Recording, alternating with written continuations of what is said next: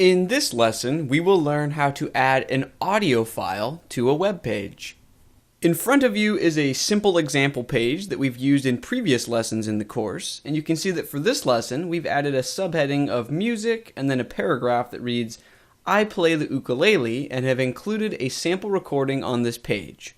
So our goal for this lesson is to include an audio file right below this text that will play a clip of the ukulele.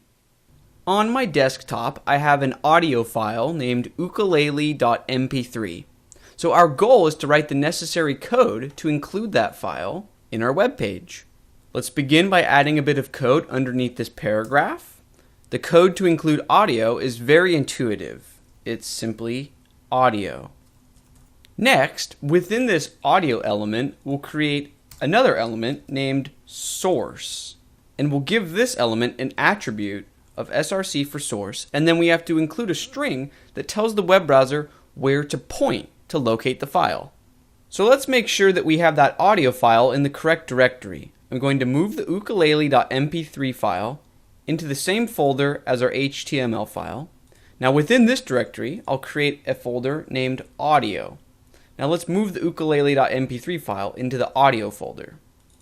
So in our HTML code, for source, we'll say audio /, so this will look inside the audio folder, and then we simply type the name of the file. So it's ukulele.mp3.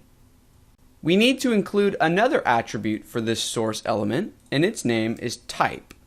This is where we let the web browser know what type of file this is. So our value is simply audio/mpeg. Finally, let's add an attribute name of controls to this parent audio element to make sure that all browsers add controls like pause and play and volume. Now if we click save and then reload our web browser, we can see that here is an audio player. If I click the play button, we can hear an ukulele playing. Now in some ways we've completed our goal. We've added an audio clip to a web page. However, this may work in the most recent version of Mozilla Firefox, the web browser that I'm using, but we need to make sure that this works across all browsers and devices. So there's a few extra steps we need to take. Most modern web browsers and devices can play .mp3 files. However, certain browsers and devices require a .ogg file, .ogg. On my desktop, I have an ukulele.ogg file. Now this is the same exact audio clip as the MP3 file, it's simply been saved in a different format. So let's go ahead and move this file into the audio folder to sit next to the ukulele.mp3 file. Now, in our HTML, we'll create another source element. And for the src attribute, we'll say look inside the audio folder, and then pull in the ukulele.ogg file. And the type attribute for this will have a value of audio/ogg. This means that our audio element now has two source elements, and web browsers will know to choose the one that they support. So if they support MP3 files, it'll grab this one. And if the browser supports OGG playback, it'll use this source. So we have all of our bases covered for modern web browsers and devices.